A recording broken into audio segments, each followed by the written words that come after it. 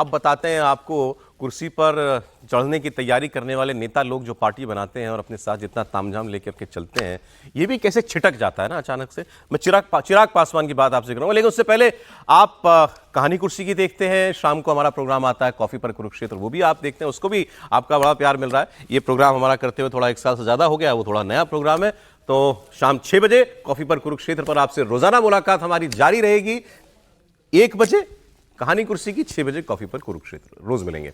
अब चिराग पासवान साहब का क्या दिक्कत है कि उनको कहना पड़ रहा है काठ की हांडी बार बार नहीं चढ़ती, और यह भी कहना पड़ रहा है कि ये सब अफवाह फैलाई जा रही है। अफवाह क्या है? अफवाह यह है कि चिराग पासवान की पार्टी टूट सकती है। पहले भी टूटी है, अब पहले हुआ तो दोबारा क्यों नहीं हो सकता। अब मैं इसके पीछे का आपको इसकी पृष्ठभूमि बताता हूं। दरअसल चिराग पासवान 2021 तक एक संयुक्त परिवार में भी रहते थे और संयुक्त पार्टी भी थी उनकी। उनके चाचा थे, वो पार्टी के अध्यक्ष थे, और चिराग पासवान सांसद थे। लेकिन उसके बाद क्या हुआ कि चाचा ने कहा पार्टी मेरी, और सारे सांसद ले गए, चिराग पासवान पैदल हो गए।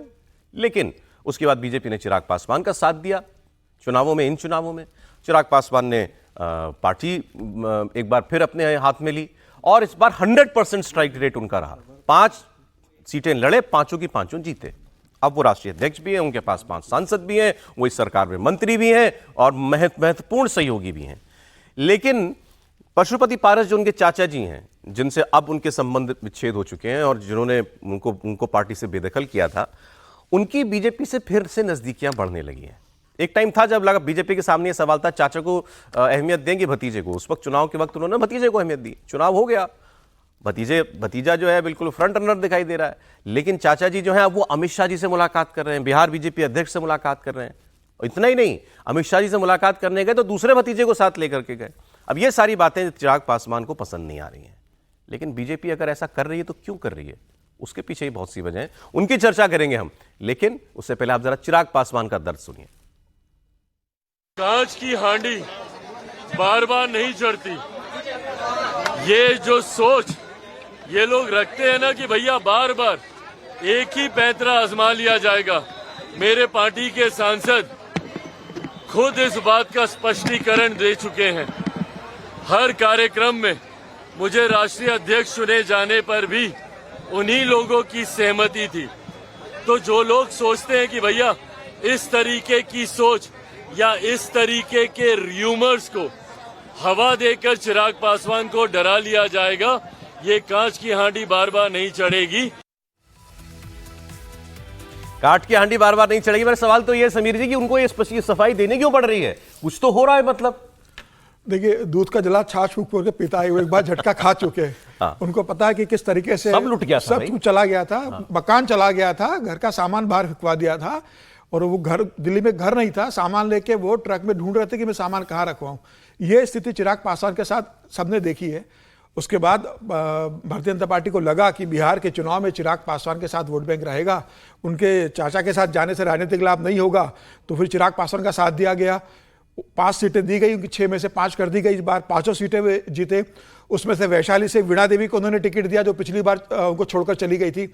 इस बार उन्होंने एक अपने जीजा को भी टिकट दे दिया जमुई से, जो अब सांसद बन गए हैं। तो मुझे लग रहा है चिराग पासवान अब इस बात को समझ रहे हैं, और अभी बिहार के विधानसभा चुनाव भी आने वाले हैं। मैं समझना ये चाह रहा हूं सर, ये जो इल्जाम लग रहा है कि बीजेपी, ये आरजेडी ये कह रही है कि बीजेपी इनकी पार्टी तोड़ रही है। नहीं, मुझे लगता है क्या बीजेपी इनसे नाराज है क्या? वाकई मुझे देखिए, जिस तरीके से लगातार चिराग पासवान जो केंद्र के निर्णय, उसके सरकार का जो निर्णय हो रहा है, या भारतीय जनता पार्टी के जो लाइन है उसके खिलाफ जा रहे हैं, एनडीए की जो लाइन है उसके खिलाफ जा रहे हैं। आप देखेंगे तीनों चारों मामलों पर उनका या वक्फ बोर्ड पे उन्होंने कहा, एसटी रिजर्वेशन पे उन्होंने इस बात का जिक्र किया, नीतीश कुमार के साथ गठबंधन किया, जातिगत जनगणना पे उन्होंने किया, और नीतीश कुमार से जिस तरह से भारतीय जनता पार्टी का गठबंधन होकर सरकार बनी, उसके बाद चिराग पासवान बहुत खुश नहीं थे। चिराग पासवान के टारगेट पे हमेशा नीतीश कुमार रहे। वो हमेशा कहते रहे बिहार फर्स्ट, बिहारी फर्स्ट की मैं बात करूंगा। बिहार के अंदर वो मुख्यमंत्री बनना चाहते हैं, और नीतीश कुमार जानते कि किस तरीके से पिछले विधानसभा चुनाव जब वो हारे थे, उसमें चिराग पासवान की क्या भूमिका थी। चिराग पासवान ने उम्मीदवार खड़ा करके 45 सीटें नीतीश कुमार को। क्या वाकई इनको कोई मैसेज देना चाहती है नहीं, मुझे लग रहा है कि बीजेपी फिलहाल इसमें नहीं होगी, लेकिन अब उनके चाचा एक्टिव तो होंगे। अब उनको कहा गया था कि आपको गवर्नर बनाएंगे, उन्हें गवर्नर नहीं बनाया गया, सूची जारी हो गई, बाकी लोग गवर्नर बन गए। तो अब चाचा कहेंगे कि मैं केंद्र में मंत्री रह चुका हूं, पहले बीजेपी के साथ रहा हूं, तो मेरा भविष्य क्या है। तो अब मुझे लगता है या तो दोनों को मिला के बिठा के, पहले चाचा का टाइम था, भतीजे का टाइम है। लेकिन अब विधानसभा चुनाव में देखना पड़ेगा ना, विधानसभा चुनाव में भारतीय जनता पार्टी इसका कैसा बीजेपी कोई बैलेंसिंग एक्ट कर रही है सर, चाचा भतीजा दोनों को बहला करके मना करके, या वाकई इस चिराग को कोई मैसेज देना चाह रही है? नहीं, ऐसा है कि ये इसका दो भाग है। चिराग पासवान के अपनी जो मन स्थिति है वो इसका द्योतक है, क्योंकि जिसकी कोई पार्टी नहीं है, संगठन नहीं है, सब बाहर से लोग आए हुए हैं, आप टिकट देते हैं, उसमें कुछ सांसद कैसे बने हैं, कहां से टिकट मिला है, तो उसमें ये मन में भाव रहता है हमेशा। ये अब गलतफहमी थी, भारतीय जनता पार्टी को गलतफहमी थी, क्योंकि रामविलास पासवान की कोई सनातन पार्टी रही हो जिसका एक बहुत बड़ा जनाधार हो, वो हिस्ट्री उस पार्टी की नहीं है। 4 चुनाव बिहार के लोगों ने रामविलास पासवान को परिवार सहित हरा दिया था। भारतीय जनता पार्टी ने 2024 में अपनी इन्फिनिटी में ला करके जो उनको 6 सीट दिया, 6 जीत गए, उसके बाद से उनका उत्थान हो गया। अब इसमें एक बहनोई को छोड़ दीजिए, तो बाकी तो उसमें जो लोग हैं उनका लोजपा से या बाकी से क्या लेना देना। एक तो ये बात है, इसलिए मतलब उनका अपना कोई कमिटमेंट लोजपा से नहीं है? नहीं, लोजपा से भी नहीं है, इनके प्रति भी नहीं होगा। क्यों होगा इनके प्रति? ये जानते हैं कि केवल चिराग पासवान के साथ रहेंगे हम चुनाव तो जीत नहीं सकते हैं, तो यह फैक्ट है। लेकिन क्या बीजेपी ऐसा कर सकती है? तो बिल्कुल नहीं कर सकती है। बीजेपी ऐसा करती ही नहीं है। बिहार में पहले भी वो चाहती तो जनता दल यू में जिस प्रकार से बड़ी टूट हुई थी उस समय 2017 में बीजेपी अपनी सरकार बना सकती थी, मांझी उसके लिए तैयार थे।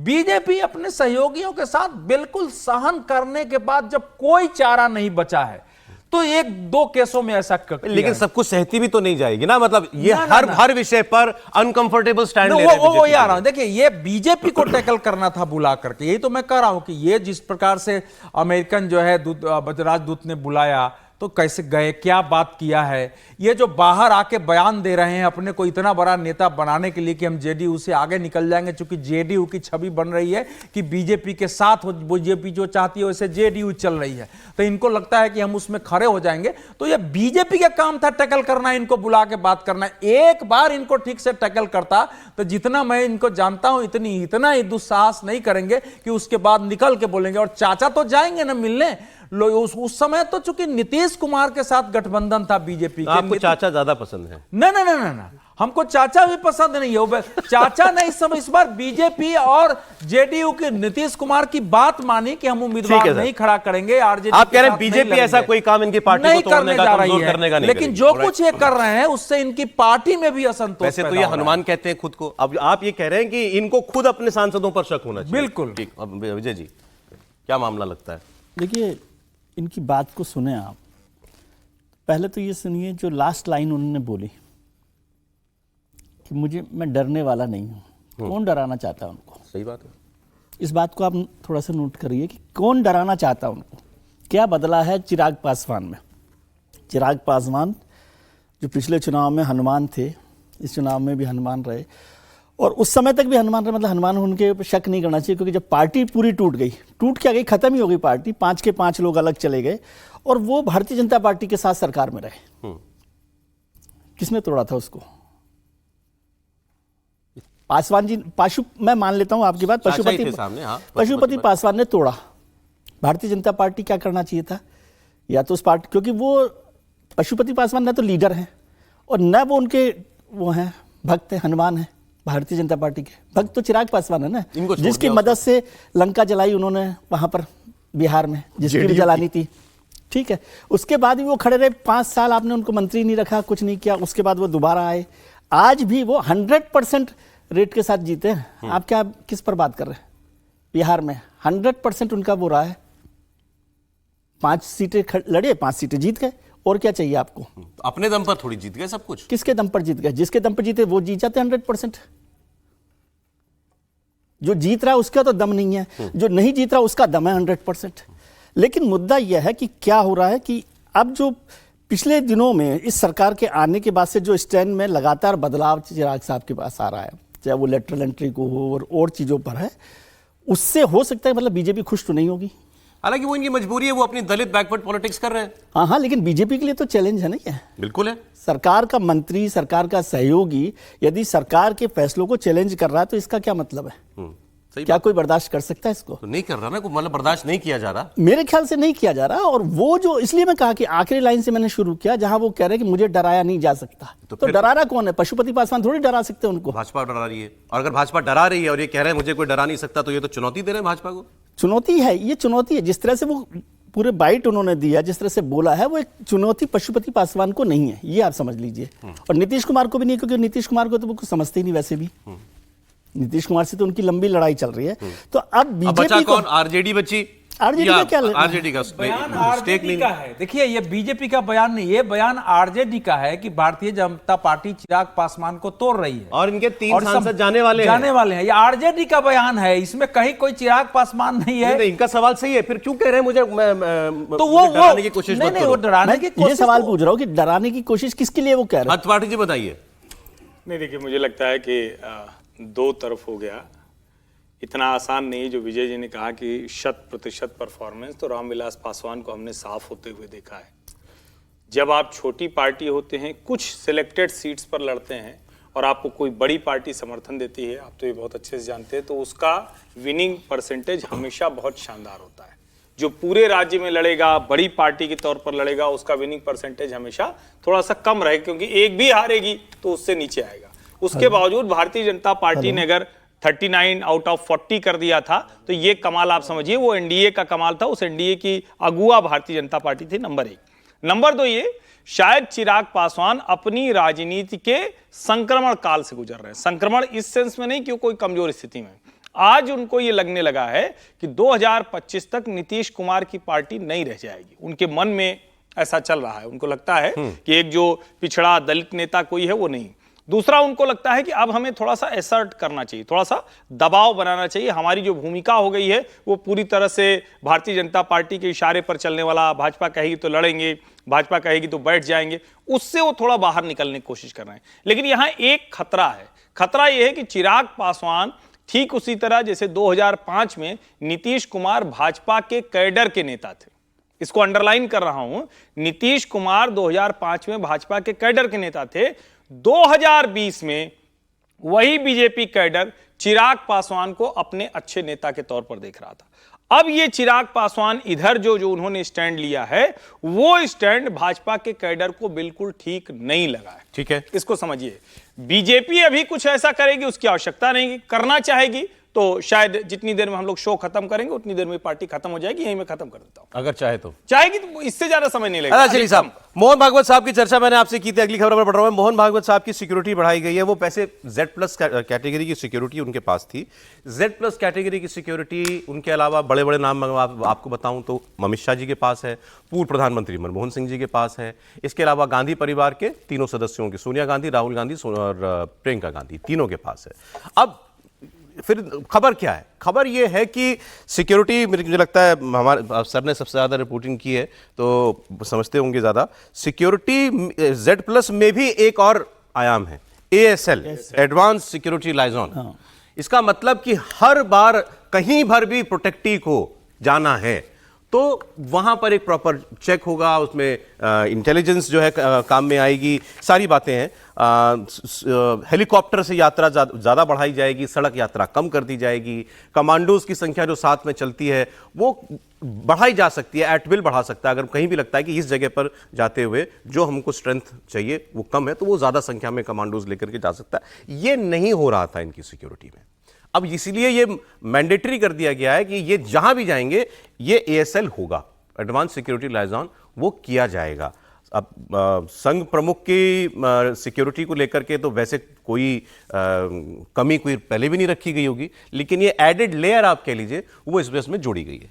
विजय जी, नहीं, देखिए, सिक्योरिटी का सिस्टम समझिए। सिक्योरिटी कैसे होती है कि आपके पास होम मिनिस्ट्री या जो लोकल वहाँ पर होम डिपार्टमेंट है, पुलिस डिपार्टमेंट है, वो आपको डिफाइन करता है कि आपके लिए सिक्योरिटी की कितनी जरूरत है, कितनी नहीं है।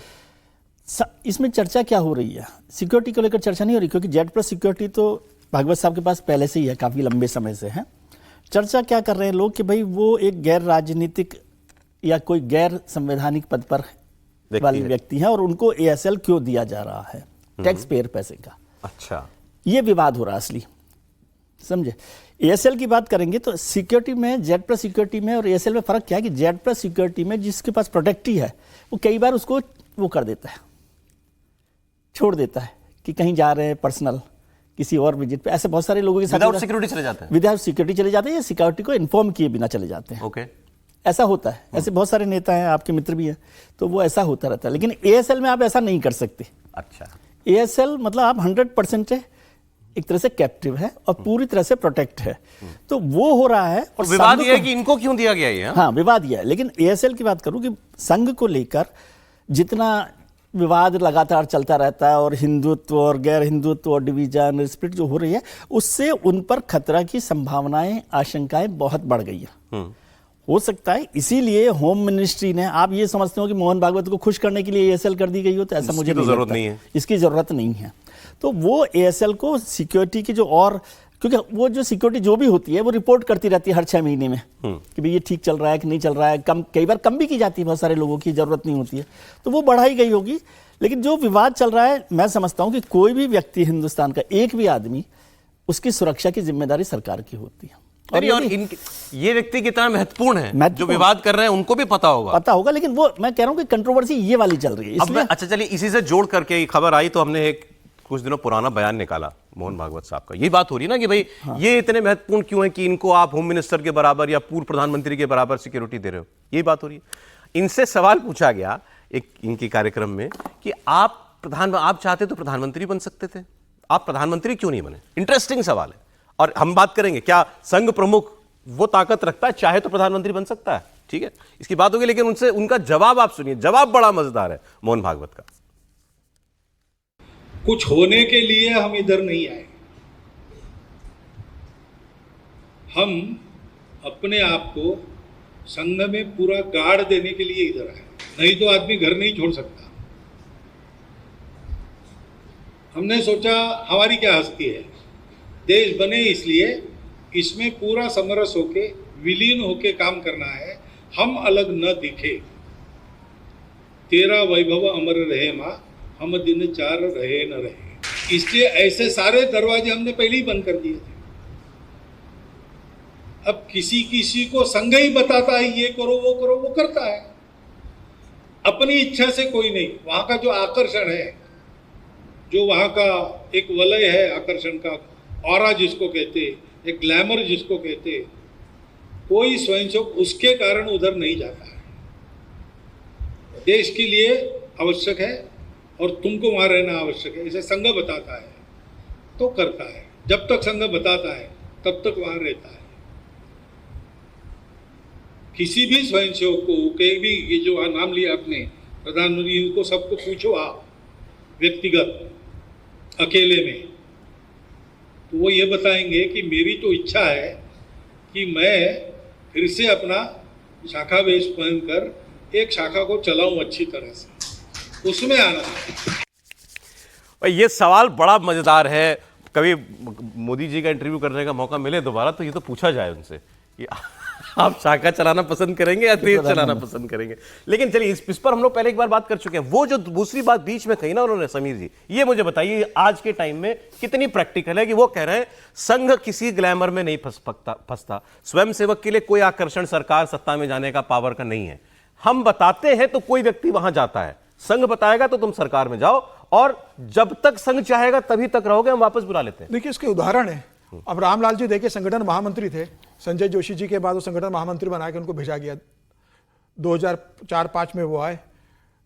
बीएल संतोष के पहले तक वो लगातार रहे, 15 साल तक वो संगठन महामंत्री रहे। संघ ने कहा आपको वापस संघ में लौटना है, वो वापस संघ में चले गए, संघ का काम करने लगे। राम माधव आप देखिए राष्ट्रीय महासचिव बनकर आए थे, उसके बाद यहाँ से निवृत्त हुए, पार्टी में जिम्मेदारी नहीं मिली, वापस वो संघ में चले गए। तो संघ का और पार्टी का भी काम है, अगर पार्टी को लगता है, भारतीय जनता पार्टी को, कि किसी स्वयंसेवक को या किसी प्रचारक को उन्हें पार्टी के अंदर चाहिए, तो पार्टी बोलती है कि इस प्रचारक को हमें भेजिए। संघ को लगता है कि उन्हें उससे वहां भेजने की जरूरत है, संघ भेज देता है उनको। जो लोगों के मन में सवाल होगा ना, मैं वो आपसे जानना चाहूँ। दो चीजें बड़ी इंपॉर्टेंट बात भी है मोहन भागवत जी के लिए कि देखिए मोहन जी का जीवन भी कितना संघ प्रमुख है, लेकिन कैसा जीवन का सादगी का रहा है। नागपुर के अंदर एक बड़ोदकर टेलर है जो संघ के प्रचारकों के कपड़े सिलते हैं, कुर्ते फट हैं।